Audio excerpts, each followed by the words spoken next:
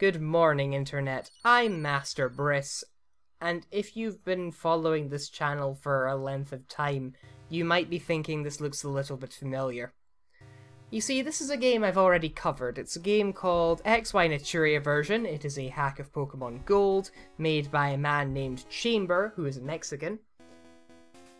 And it's been on the go for a couple of months now. It's now into version 0.3.1, whereas the last version of this I played was by the end of the run it was 0.2.5, but it started off at just around about the 0.2 mark. Point is, apparently, since I last played this, many significant additions have been made to the game. Most notably, things that wouldn't be believed possible in a Gen 2 hack. Things like, say, abilities. Yeah, that's what we're talking here, abilities. Also, unique menu sprites for all the various Pokemon that are in the game. And, oh, yeah, a couple of other features which I really don't like, combined with all the features of this game that I didn't like the first time. Although, he has now replaced the Professor Oak sprite with one that looks more like Sycamore. That wasn't in the previous game, that's a new addition. I like that. Anywho, I played the last version of this as a Nuzlocke, and therefore I shall be doing the exact same thing here. The rules are simple. If a Pokemon faints, it is considered dead and must be put in a box that represents the sheer deadness of the things in it. Yes, I shall go with that. Furthermore, I am entitled to just one catch per route. The first thing I encounter, dupes notwithstanding, if I encounter a duplicate, I can try again. Because we're a female, we're named Britch. It's a tradition. I have to nickname everything, but that's more of a convention than it is a rule. That's a glitch that's been in this game since its inception that Chamber can't be bothered to do anything about. Oh, right, and because this game has an increased rate of shiny encounters, I can only use every odd-numbered shiny that I catch instead of all of them. Now, apparently the trainer card has been updated. Instead of showing the full-body sprite you saw in the intro, it shows a nice little portrait. I quite like that as additions go.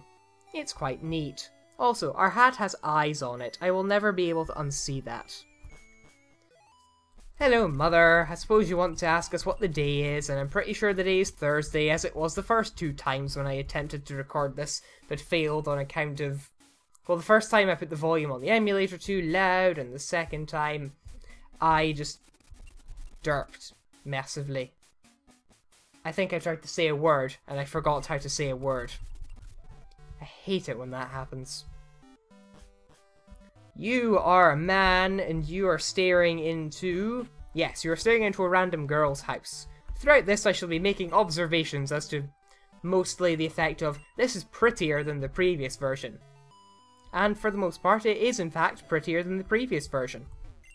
You'll notice that some of the dialogue I'm skimming through here is in Spanish. This is because the hacker eventually plans to translate this entire thing into Spanish because Mexican hacker, and he primarily made it for the Spanish hacking community known as Whack-A-Hack. This is Elm's lab. You'll note here that Elm looks like Sycamore despite the fact that Oak looked like Sycamore in the intro. This is going to get confusing fast. On the other hand, consistency! Or rather, lack of it. There's only one starter in this game. That starter is Eevee, as it was the last time I played this. I lost my first Eevee within, I think, 3 parts of playing this game, so I'm really hoping I do better with this one. You are ours, Eevee. You do indeed have a really nice looking sprite, and you will be named... You'll be named Ribbons, because I plan to evolve you into Sylveon if I can. Yes, the fairy types in this game. It is XY Naturia version, so that means things from Gen 6 might be in it.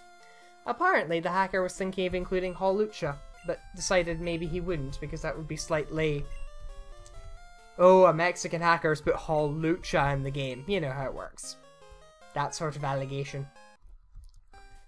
But I think he's eventually decided to do it, so at some point we might encounter one of those. Won't that be fun?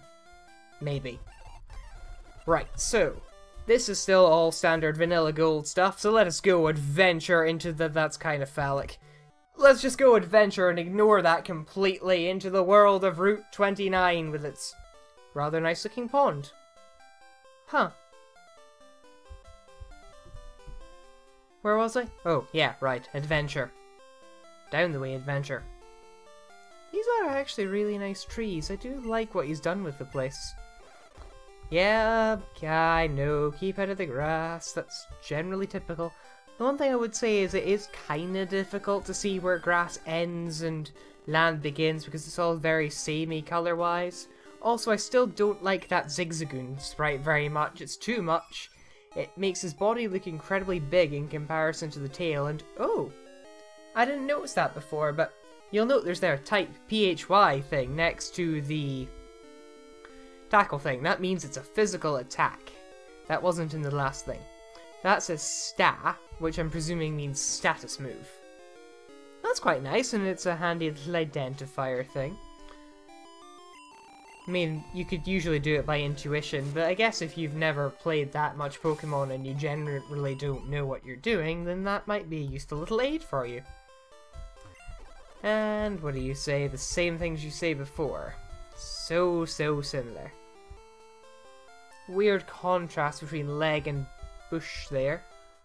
And, oh, this bit's actually changed. The fruit-bearing trees over here now. And Oranberry! All berry names have been changed to reflect new generation sensibilities, which was quite nice of them to do. Cherry Grove City to New Barktown. As ever. And you are the guide gent. You presumably are exactly the same as you normally are. This is a Pokemon Center. You can tell because it's got Pokey on it. This is Route 30. They have actually, I think, changed slightly the walking path. So it still says this is the sea, despite the fact that you literally can't see the sea from where you're standing, which is kind of strange, but... Oh no, I guess it's over there, but... What happened there? That didn't happen the last time. Oh yeah, I'm gonna be making loads of references to the last time. I keep saying you don't need to play the last... What? No, why do you want to play a run that I've already played? You don't have to watch the last run to understand this one, but... you might be able to appreciate the comparisons a little more. This is new, and it's kinda weird. But it's not bad, and actually, did he change, because I remember saying I didn't really like some of the route layout here. Yeah, he's changed it, and it looks a little better. Apart from this looks kinda weird, considering that that goes round, and looks like it's about to go round, but it doesn't actually continue past that point. Oh, right, yeah, fruit-bearing tree. Oranberry, presumably you still give an Oranberry. Yes, you do. Thank you so much, kind sir. Let us continue this way, where there are still tiny Venipede. Seriously, they're so tiny. Look at the tiny little Venipede with its kind of brownish as opposed to purple color. I considered changing that myself in a sprite editor, but I don't know how much that would inextricably ruin the game, so I'm not gonna try. That is still a battle raging, and as you can see, this bit is now blocked off by trainers. I'm going to study in the Universidad of Bovina, which is apparently a legitimate university in Mexico. This is something I pointed out last time, and I'll point it out again because I am at least trying to make this accessible. You are youngster Joey. You have a Zigzagoon. I have a tackle. And you're not really doing anything to stop me, are you? No, you're not. And yet you don't give enough experience for Ribbons to evolve. He said he's happy and annoyed, by the way. Hi, Bugcatcher. You are... I think the last time I said Ladrillo means, like, little brick. Essentially, he's trying to say he's well hard. And also, he's a bug maniac with a head transplant. It could be, for all we know, that the Pokemon world is just a giant toy box, and the reason all the other trainers look the same is because they are the same.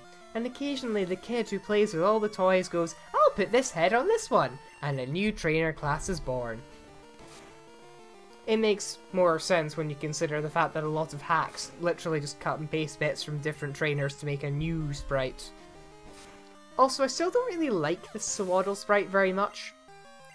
The reason for that being, I don't think there's enough black in it for a Gen 2 sprite. I'm incredibly demanding. Very, very demanding indeed. But I think it's important to pay attention to these things. You have to sort of respect the art style of what you're going into. Otherwise, it's not really going to work. I myself am making a Gen 2 hack. It's called Spanish Gold. I have a 2-gym beta out at the minute on the Nuzlocke forums. It was going quite well up until the point we somehow managed to inextricably destroy the game by... Why does this Venipede have rollouts at level 4? That wasn't in the last game. I'm legitimately quite terrified now. And, oh! Poison Point activated! This really does have abilities. Thankfully I have the berry, so I should hopefully survive a turn. Yes! We're alright. We've survived. For now. Oh boy. Did I kill him and place his head on top of a plant? Anyway, we've got 11 HP. 10, 9, 8, 7, no, 6, 5, 4, no, I'm not going to make it. I am actually going to have to use another Oran Berry. I'm disappointed, but 13, 12, 11, yeah, I'm going to make it. Still, abilities. He actually managed to put them in. That's actually quite cool. I like that. Unfortunately, there are still a lot of things I don't like about this game, and he's compounded them. You see, Chamber is really against the idea of playing a game other than in a really specific style. So, here, without further ado, is a giant list. Number 1, you can't use healing items in battle at all. Well, that used to be the rule. Then he changed it so you could use one healing item. But it has to be a healing item that restores HP and only HP. So you can't use things like full restore, it's gotta be stuff like Moo Milk or Potion or whatever. Number 2, this I'm alright with. You can't see what your enemy is switching into. That's fine. I don't have any objection to that because set mode isn't really that difficult anyway. What I do have an objection to is the fact that once you go in a gym, you can't then leave the gym until you've defeated everyone in it. Some of the gym curves in this game were really stupid, which made that rule kind of a bother, because you had to ridiculously overgrind for the first couple of trainers, as so that you were in even stead against the leader. At least in Nuzlocke conditions anyway. Oh hey, Oak doesn't look like Sycamore now. Consistency again. Anyway, this is still the same standard vanilla dialogue. So, a couple of new things that have been put in for this one. Number 1, the obedience system has been changed so that it affects things that you caught yourself as well. Until you have a certain number of badges, things above a certain level have a chance of disobeying you. It's just a chance. Like, if you're only a couple levels above, it'll only be like a quarter or something like that, but it increases the more your levels go up. This is apparently to, and I quote, cut down on ridiculously easy solo runs. Some people like playing solo logs, it's a genuine subcategory of Nuzrun. Some people just like using the one thing to get used to a thing and see how it plays. It's just in general a really annoying thing that kind of crimps the potential of this for subsections of Nuzlocke run as well as just general fun, really. And the other thing is, well, this isn't as much a bad thing, but you're limited in your rare candy use so that you can't use go to a certain level with rare candies unless you have a certain amount of badges. That's vaguely alright. Again, this is to increase the challenge and make it so that you can't get stupidly high on the level stakes and make the game too easy, but I still don't appreciate the restriction of choice. Anyway, the rival wants to fight us again. The rival has the same sprite as he did last time, he doesn't really resemble anyone in particular, and he still has a Trico. The Trico was not level 7 last time, this has changed. I'm scared. This might have finished before it started. On the other hand, it is Trico, so it's not the most powerful thing in the world. And I do still have a potion. I'm noticing there's slightly more of a delay now when you attack before your options come up. I think that's because of the added abilities and they had to introduce a sort of step whereby those abilities would trigger, something like that. Hey, we win! Ribbons grew to level 7!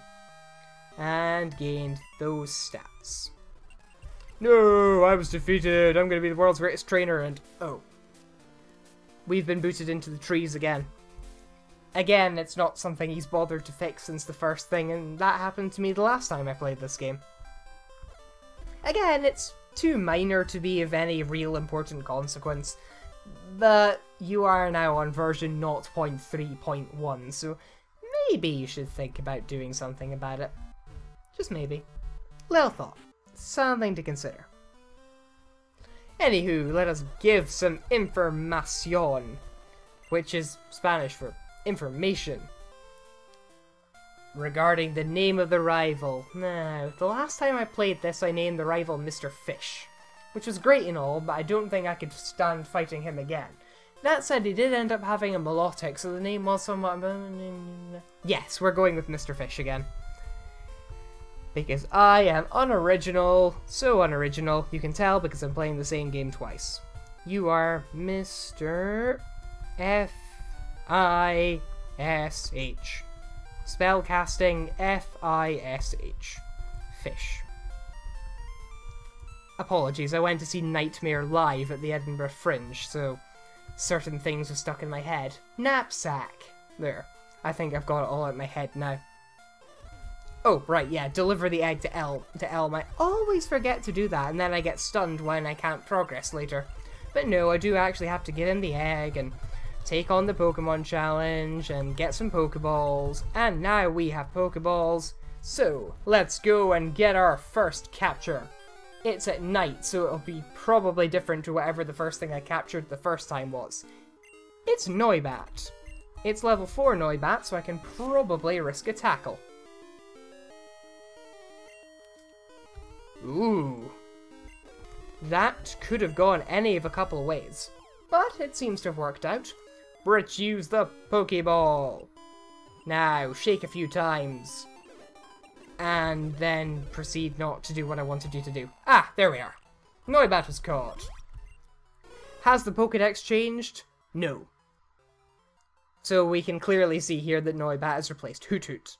Noibat, owl, it always stands on one foot. It changes feet so fast that movement can rarely be seen. They're both nocturnal animals, and I suppose a case could be made for it standing on one foot, but... yeah. You'll also note that Noibat's sprite appears to be Hoot Hoot, despite the fact that I'm pretty sure he knew that it wasn't Hoot Hoot that was in this game. I'm not really getting that one. What I am getting is that this bat really, really wants to be an owl. And as I recall, Owlman was actually a legitimate Batman villain. I might be wrong on that, but I'm just going to go with that. So, now I'm going to go and I'm going to train Owlman. I'm going to get a catch for Route 30, and then we shall carry on this game and see what tricks it has in store for us in its revamped form. See ya!